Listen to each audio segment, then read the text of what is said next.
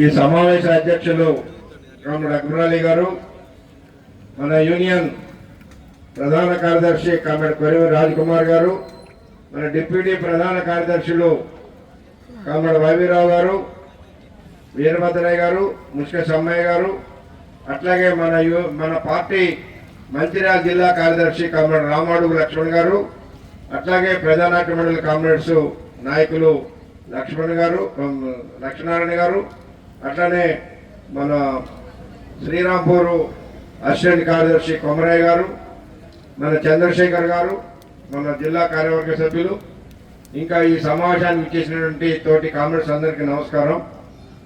సరే, ఇవాళ ఉగాది, మీ అందరికి కూడా ముందుగా ఉగాది శుభాకాంక్షలు తెలియపరుస్తూ, సరే ఉగాది అయినప్పటికి కూడా మన జాతా కార్యక్రమం నిన్న ప్రారంభమైంది కాబట్టి 30వ తారీఖు దాకా ఎటువంటి పరిస్థితుల్లో కూడా ఇది ఆగడానికి వీల్లేదు.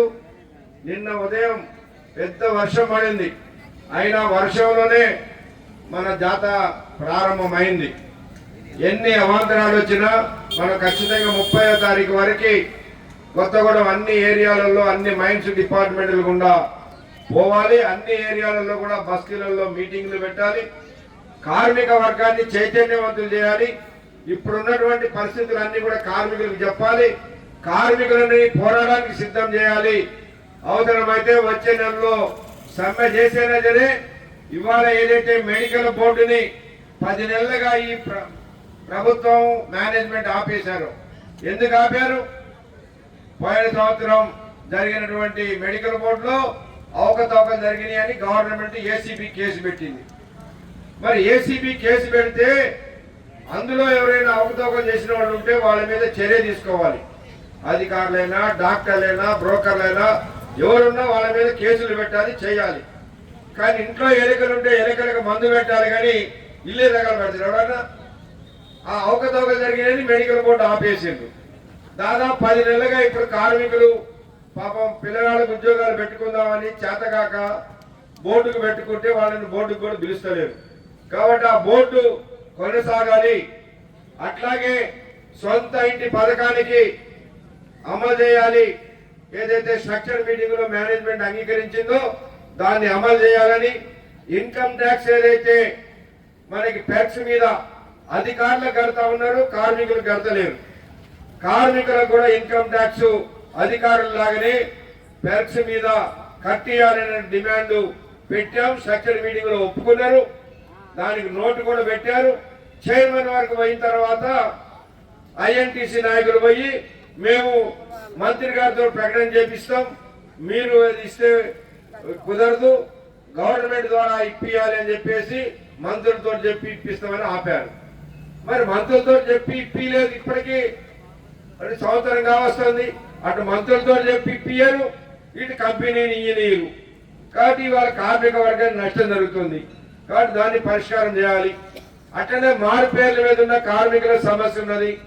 ఇవాళ కార్మికుడు 35 సంవత్సరాలు 40 సంవత్సరాలు పనిచేసి దిగిపోయిన తర్వాత కొడుక్కి పని పెట్టుకుంటామంటే మెడికల్ అన్ఫిట్ అయినటువంటి వాళ్ళు, చనిపోయినటువంటి వాళ్ళు ఉంటే ఆయన వేరే పేరు మీద ఎక్కిందని, వాళ్ళు ఏదో పని కొనుక్కున్నాడని, అదని ఇదని దాదాపు 4-5 సంవత్సరాలుగా వాళ్ళందరికీ ఉద్యోగాలు ఆపేశారు. మరి 35-40 సంవత్సరాలు పనిచేసిన తర్వాత ఇవాళ నువ్వు ఎట్లా ఆపుతావు దాన్ని? కాబట్టి ఆ మారు పేర్ల సమస్య పరిష్కారం చేయాలి. డిస్మిస్ అయిన కార్మికులందరికీ కూడా ఒక అవకాశం ఇవ్వాలని, అదేవిధంగా మైనింగ్ స్టాఫ్ సమస్యలు, ట్రేడ్స్ మెన్ల సమస్యలు ఉన్నాయి, వాళ్ళ సమస్యలు పరిష్కారం చేయాలని, ఇట్లాంటి సమస్యలన్నిటి మీద, అదేవిధంగా క్లర్కల్ రిక్రూట్మెంట్ మేనేజ్మెంట్ సింగరేణిలో పనిచేస్తున్నటువంటి చదువుకున్నటువంటి వాళ్ళు ఉన్నారు. ఇవాళ 1000 పైగా క్లర్కల్ వేకెన్సీస్ ఉన్నాయి. డిగ్రీలు, ఇంజనీరింగ్ చదివినటువంటి వాళ్ళతోటి అందరికి కూడా ఈ క్లరికల్ ఎగ్జామ్ కి ఎలో చేసి వాళ్ళకి క్లరికల్ ఉద్యోగాలు ఇవ్వాలని, అట్లనే ఇవాళ మైన్స్ లో ఏదైతే కుంభకోణాలు జరిగినాయో, పోయిన సంవత్సరం 69 మిలియన్ టన్నుల బొగ్గు వచ్చిందని, ఇంత లాభాలు వచ్చిందని అందులో నుంచి తీసిపోయి కోట్లాది రూపాయలు గవర్నమెంట్ కట్టారు. అసలు 6 మిలియన్ టన్నులు రాలేదు. రాని బొగ్గుని చూపించి మరి ఇలా లాభాలు వచ్చినాయని దాని మీద ఇచ్చేశారు. మరి ఈ సంవత్సరం ఏమో ఆ బొగ్గంతా ఇప్పుడు దీనికి కలుపుతున్నారట. అంటే మరి దీనికి ఎవరు బాధ్యులు? దీనికి బాధ్యులైన అధికారుల మీద చర్య తీసుకోవాలి కదా. ఏ అధికారులు కలిపారు ఈ బొగ్గుని? కోట్ల రూపాయలు ఇలా సింగరేణి నష్టం దేని వల్ల వస్తుంది? దాని మీద ఎంక్వైరీ పెట్టాలి. అట్లనే గవర్నమెంట్ మనం బొగ్గు ఎవరికి అమ్ముతున్నాం? గవర్నమెంట్కి అమ్ముతున్నాం. మన జైపూర్ లో పవర్ ప్లాంట్ లో 1200 మెగావాట్ల కరెంటు తయారవుతుంది. ఇది గవర్నమెంట్కే ఇస్తున్నాం. ఈ రెండింటికి కలిపి 51,000 కోట్ల రూపాయలు ఇప్పుడు గవర్నమెంట్ మనకి ఇవ్వాలి. మరి 51,000 కోట్ల రూపాయలు ఇవ్వకపోతే కొత్త బాయిలు ఎట్లా తీస్తారండి? ఈ డబ్బులు లేకపోతే ఇవాళ యంత్రాలు ఎట్లా కొంటారు? ఇవాళ బాయిలో పనిముట్లు కూడా కొనలేని పరిస్థితి ఉన్నది మేనేజ్మెంట్. ఇంకా 4 రోజులు పోతే జీతాలు కూడా ఇవ్వలేని పరిస్థితి వస్తుంది. దీనికి కారకులు ఎవరు? మరి ప్రభుత్వం. మరి మనకెందుకు ఇవ్వదు ఈ డబ్బులు? దీన్ని ఇందాక మన నాయకులు చెప్పినట్టుగా టీఆర్ఎస్ ఉన్నప్పుడే మెల్లమెల్లగా వాళ్ళు ఏళ్ళు పెట్టిండ్రు, వీళ్ళు కాళ్ళు పెడుతున్నారు. అసలు అంతకు ముందు మనకి ఈ తెలంగాణ రాష్ట్రం ఏర్పడక ముందు ఉమ్మడి ఆంధ్రప్రదేశ్ ఉన్నప్పుడు ఏ ముఖ్యమంత్రి ఉన్నా, రాజశేఖర రెడ్డి ఉన్నా, చంద్రబాబు నాయుడు ఉన్నా, అంతకుముందు ఎన్టీ రామారావు ఉన్నా, లేదా అంతకుముందు ఇంకా చెన్నారెడ్డి ఉన్నా, ఎవరున్నా కూడా సింగరేణికి రావాల్సిన డబ్బులు ₹1 కూడా ఆపల. మన బొగ్గు తీసుకుంటే వెంటనే డబ్బులు ఇచ్చేటోడు, మన కరెంటు తీసుకుంటే వెంటనే డబ్బులు ఇచ్చేటోడు, మన దాంట్లో జోక్యం చేసుకునేటోడు కాదు సింగరేణిలో. ఇక టీఆర్ఎస్ వచ్చిన తర్వాత వాళ్ళు మెల్లమెల్లగా సింగరేణిలో వాళ్ళ పైరవి విధానాలు మొదలుపెట్టి సింగరేణికి రావాల్సిన డబ్బులు ఇవ్వకుండా సింగరేణి డబ్బులు తీసుకుపోయి కోట్ల రూపాయలు వాళ్ళు ఇక్కడ ఖర్చు పెట్టాల్సిన డబ్బులు తీసిపోయి ఎక్కడో ఖర్చు పెట్టుకొని ఇది చేసిండ్రు వాళ్ళు. అప్పుడు కాంగ్రెస్ కూడా ఇది అన్యాయమయ్యా, సింగరేణి డబ్బు టీఆర్ఎస్ ఇట్లా వాడుకుంటుంది, తీసుకుపోయి సిద్దిపేటలోనో సిరిసిల్లోనో ఖర్చు పెట్టుకుంటారు, ఇది అన్యాయం అని చెప్పిండ్రు. మరి వీళ్ళు వచ్చిన తర్వాత ఏం చేసిండ్రు? ముఖ్యమంత్రి ఫుట్బాల్ ఆడుకోవాలంటే సింగరేణి 50 కోట్ల రూపాయలు తీసుకుపోయి ఖర్చు పెట్టుకుంటారు. లేకపోతే ఇంకో దగ్గర ఇది చేయాలంటే సింగరేణి డబ్బు తీసుకుపోయి ఖర్చు పెడతా ఉన్నారు. సింగరేణి డబ్బు కోట్ల రూపాయలు ఇవాళ ప్రభుత్వం తీసుకుపోయి ఖర్చు పెడుతుంది. సింగరేణి కార్మికులకు ఇవ్వాలంటే డబ్బు లేదు. మన క్వార్టర్లు రిపేర్ చేయాలంటే చూడండి, మన క్వార్టర్లు ఎట్లున్నాయి. క్వార్టర్లు రిపేర్ చేయాలంటే సింగరేణి దగ్గర డబ్బు లేదు, కానీ గవర్నమెంట్కి ఇవ్వడానికి మాత్రం కోట్ల రూపాయలు వస్తాయా? అంటే ఎవరు ఇవాళ ప్రభుత్వం వాళ్ళు ఏంటంటే ఎవరు ప్రభుత్వం అంటే వాళ్ళు దోసుకొని పోదామని చూస్తున్నారు సింగరేణి. సింగరేణి తీరగా దొరికింది వీళ్ళకి. సింగరేణి కార్మిక వర్గం తిరుగుబాటు చేసి నీ సొమ్మ ఇది, నువ్వు ₹1 ఇవ్వాల్సిన అవసరం లేదు మా సింగరేణికి, మేము కష్టపడి పనిచేస్తున్నాం, మేము తీసిన బొగ్గు డబ్బులు మాకే ఉండాలని చెప్పేసి పోరాటం చేస్తే ఈ ప్రభుత్వమైనా ఏ ప్రభుత్వానికైనా బుద్ధి వస్తుంది.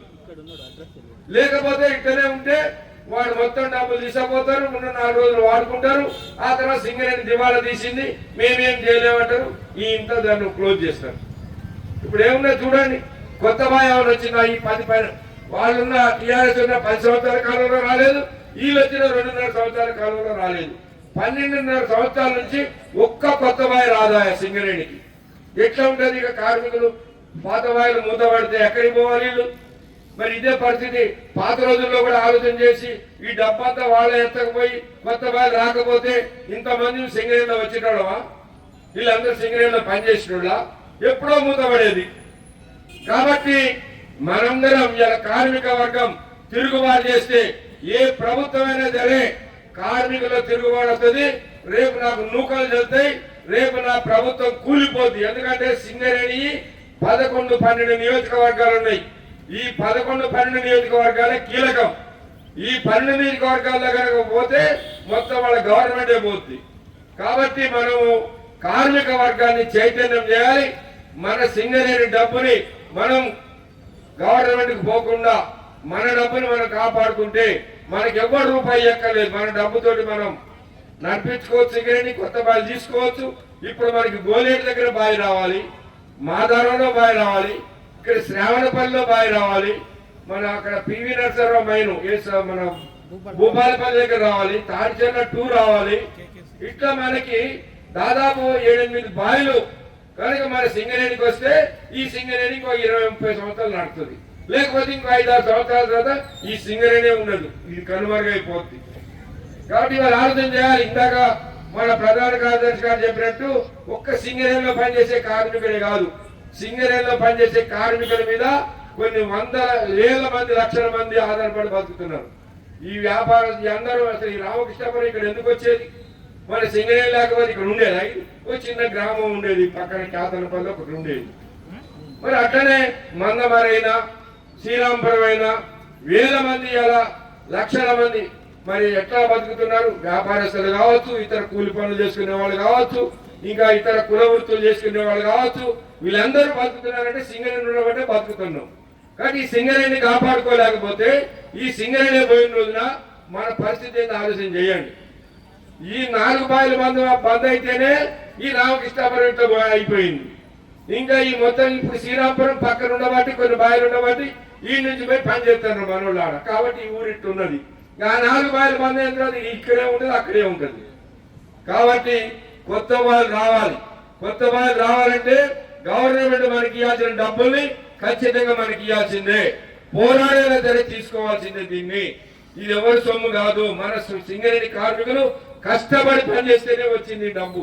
కాబట్టి దీని మీద సింగరేణి కార్మిక వర్గం చైతన్యవంతం చేసి పోరాటానికి సిద్ధం చేయడానికే ఈ జాతా కార్యక్రమం మొదలుపెట్టినాం. నిన్న 18వ తారీఖు నాడు స్టార్ట్ అయింది.